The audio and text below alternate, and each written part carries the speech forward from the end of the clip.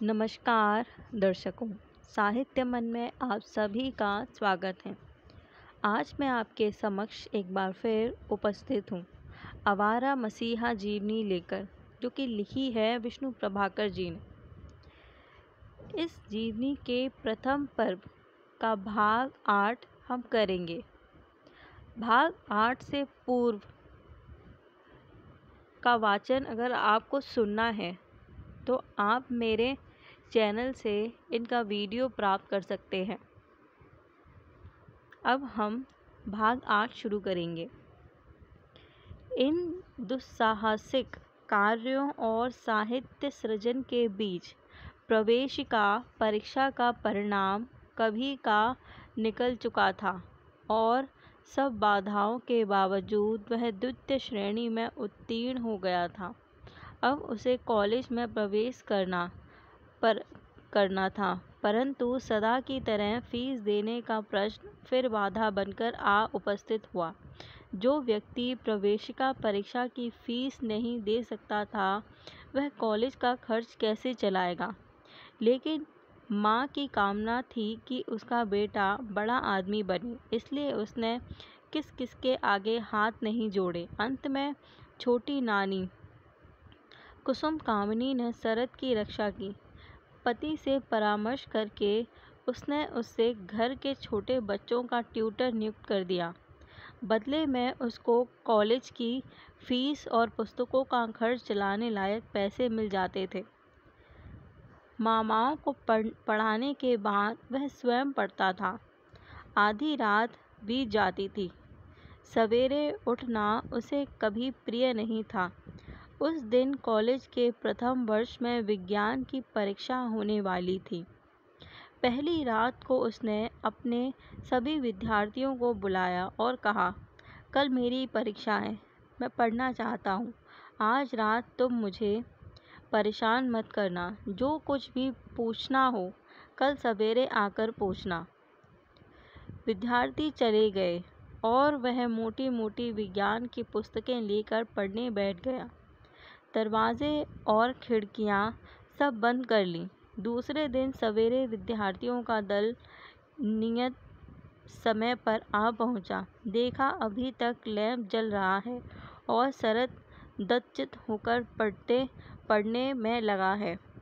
उनके आने की आहट पाकर वह चौंका और नाराज होकर बोला, कितना मना किया था कि आज रात मुझे परेशान मत करना, कल मेरी परीक्षा है। मैं नहीं पढ़ा सकूँगा, लेकिन तुमने नहीं सुना।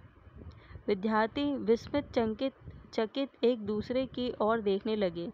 किसी तरह एक मामा ने साहस करके कहा, वह तो कल रात की बात थी, अब तो सवेरा हो चुका है। शरद विचित्र कालों और मुद्राओं में। चित्रों के माध्यम से आप उन्हें देख सकते हैं।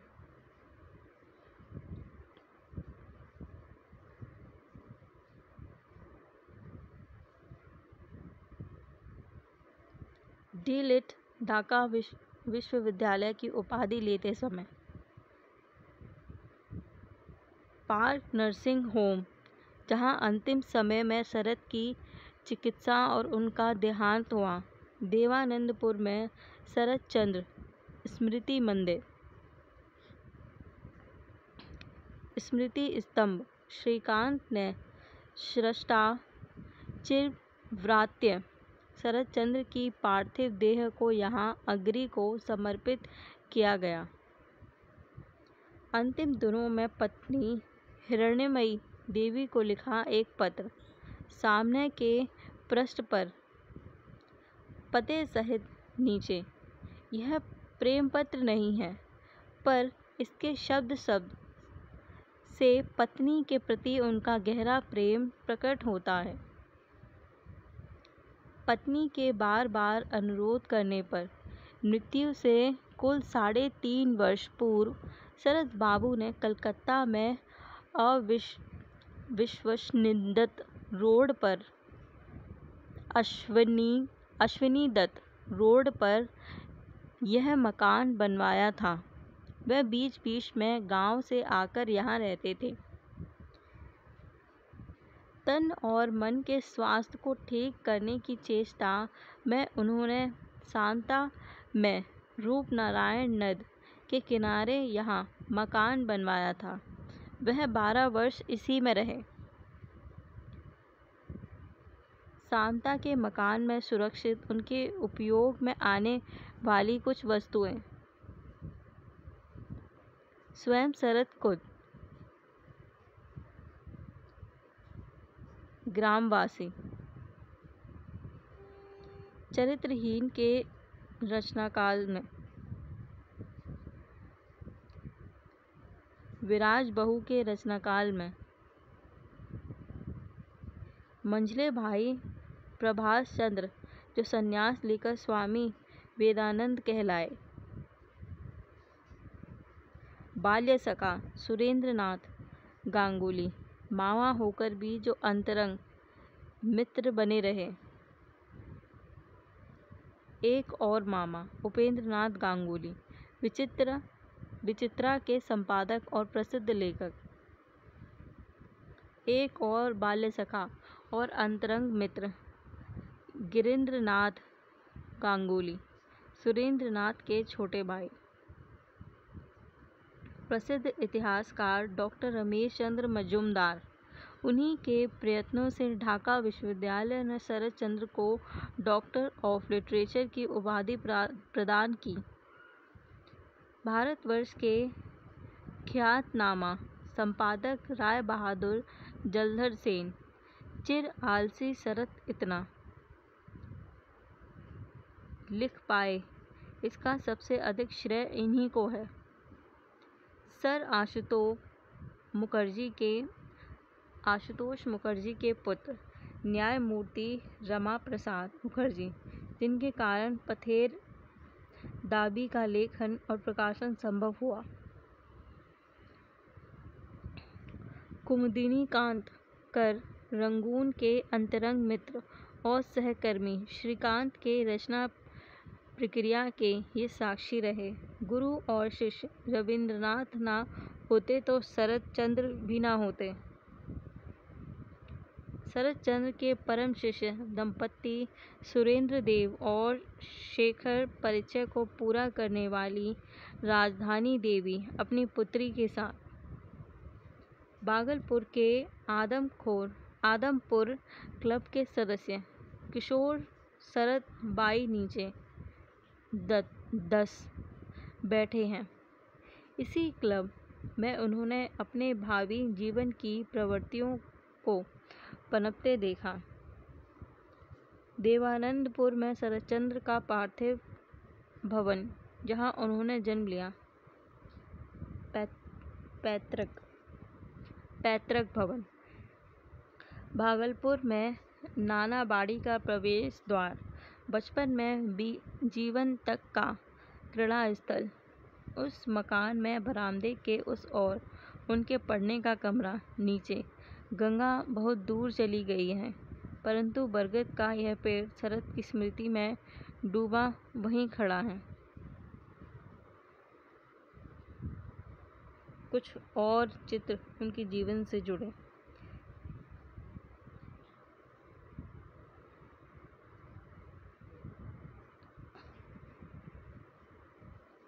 उनके अंतिम दर्शन की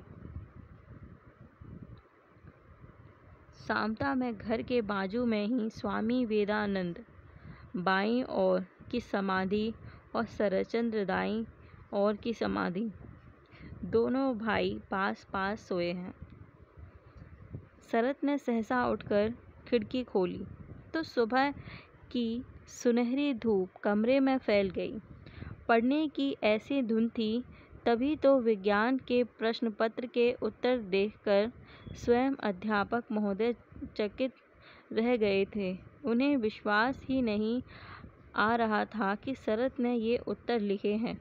सोचा कि अवश्य ही इसने पुस्तक से नकल की है। उन्होंने शरत को बुलाया और फिर से नया प्रश्न पत्र बनाकर देते हुए कहा, इन प्रश्नों के उत्तर दो।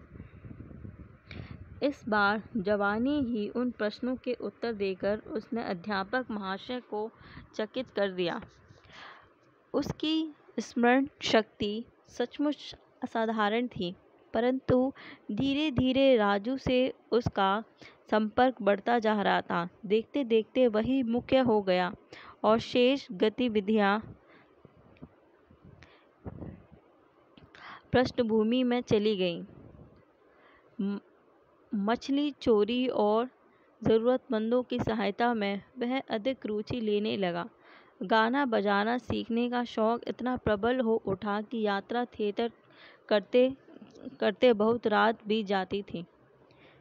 उसके बाद अर्धनिशा में पढ़ने का प्रयत्न करता था। यह सब देखकर माँ बहुत दुखी हुई, परंतु कोई परिणाम नहीं निकला। अच्छे विद्यार्थी के रूप में उसने जो ख्याति अर्जित कर ली थी, वह धीरे धीरे कम होने लगी। ठीक इसी समय उसकी माँ की मृत्यु हो गई। घोर दरिद्रता में इस सरल प्रणासती माँ ने अपने स्वप्रदर्शी निठल्ले पति के परिवार की कैसे प्राण रक्षा की, इसे शब्द में व्यक्त करना असंभव है। एक संपन्न और भरे पूरे परिवार की कन्या होकर भी उन्होंने वधू के रूप में कभी सुख नहीं पाया, बल्कि उनका सारे का सारा जीवन परिवार का पेट पालने के प्रयत्न में ही खप गया। एक भाग्यवादी हिंदू पतिव्रता की तरह एक एक करके उन्होंने सभी गहने बेच दिए और बार बार अपने पिता तथा चाचाओं से भीख मांगी, इसलिए कि उनका बड़ा बेटा शरद किसी योग्य बन सके। न जाने कितनी बार उन्होंने असीम स्नेह से भरकर कहा होगा, शरद मेरे बच्चे, मैं जानती हूँ अपनी सारी शरारतों के बावजूद तू एक अच्छा लड़का है।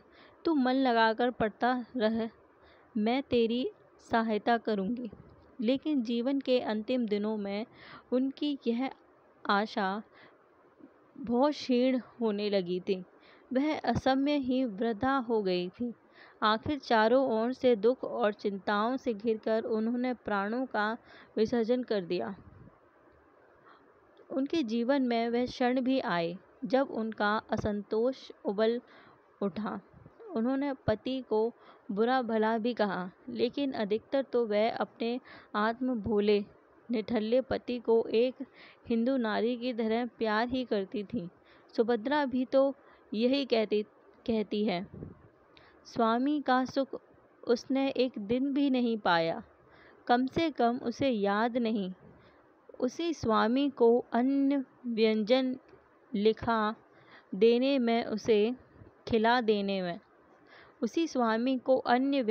खिला देने में उसे कितना आनंद, कितनी तृप्ति मिलती है, उसकी ठीक ठीक धारणा वह आप ही नहीं कर पाती। आनंद से उसकी आंखों के कोनों में आंसू भर आते हैं। भुवन मोहिनी यही प्रेम पल्लवित आत्मा थी। सारा शरद साहित्य इसी प्रेम पल्लवित आत्मा के मुक्त प्रवाह से अलौकिक है। माँ शब्द में जो कोमलता, जो त्याग, जो वात्सल्य और जो महान दायित्व गर्भित है, उसी को मूर्त करने में उसने अपनी सारी शक्ति खर्च कर दी। लेकिन उसके वात्सल्य में एक विशेषता है, वह अपनी कोख के जाय के लिए ही प्रकट नहीं होता, बल्कि नारायणी, विश्वेश्वरी, हेमांगिनी, बिंदु आदि के समान उनके लिए भी अजस्र रूप से झरता है, जो संतान स्थानीय होने पर भी अपनी संतान नहीं है। भुवन मोहिनी अपने पिता के परिवार में जीवन भर यही करती रही और इसीलिए अपनी सारी शरारतों के बावजूद शरद का अपनी माँ के प्रति असीम प्यार था। प्रवेशिका परीक्षा पास करने के बाद माँ ने कहा, मुझे तारकेश्वर जाना होगा। मैंने तेरे बाल चढ़ाने की मानता मानी थी। शरद ने बड़े चाव से लंबे लंबे बाल रखे थे। इन्हें कटवा देने की कल्पना मात्र से वह कांप उठा। कैसी सख्त हो जाएगी उसकी बिना बालों के। ना ना, वह बाल नहीं कटवा सकेगा, इतना आस्तिक नहीं है वह। माँ बोली, ना कटवा, मैं कुछ और व्यवस्था कर लूँगी। क्या कर लोगी? नायन को बुलाकर अपने बाल कटवा लूँगी और भेज दूँगी।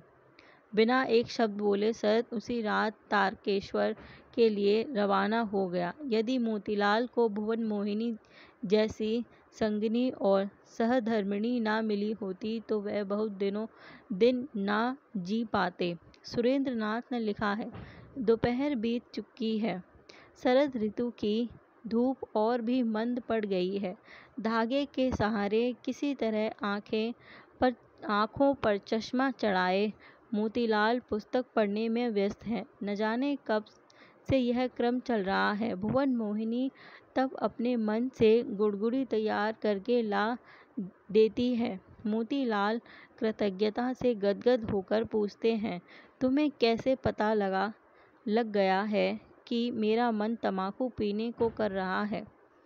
भुवन मोहिनी अर्थ उन्मिलित नैनों से आदर भरकर पति को देखती हुई कहती है, कैसे पता लग जाता है यह मैं स्वयं नहीं जानती।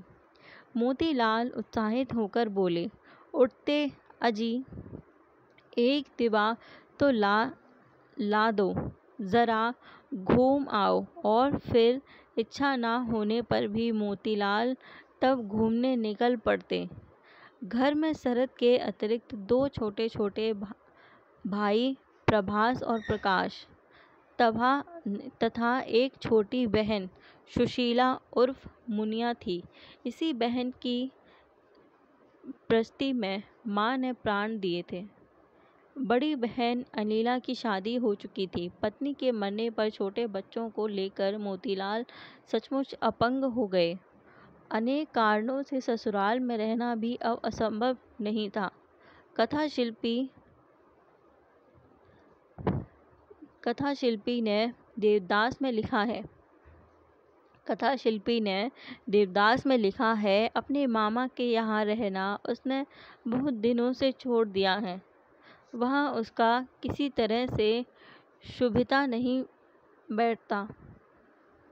मोतीलाल अब खंजरपुर मोहल्ले में अलग मकान लेकर रहने लगे।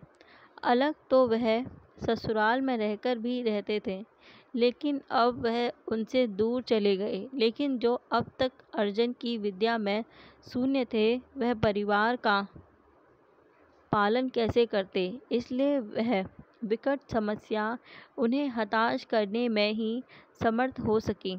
भुवन मोहिनी की मृत्यु ने मोतीलाल को ही नहीं तोड़ा, शरद के संसार को भी भंग कर दिया। माँ यदि और कुछ जीती रहती तो मेरा जीवन बहुत सुंदर हो सकता था। मैं यातंकित जो कुछ लिख पढ़ सका वह उन्हीं के आग्रह और चेष्टा का फल था। उनकी अकाल मृत्यु से मेरा संसार भंग हो गया। यहाँ भाग 8 पूर्ण होता है।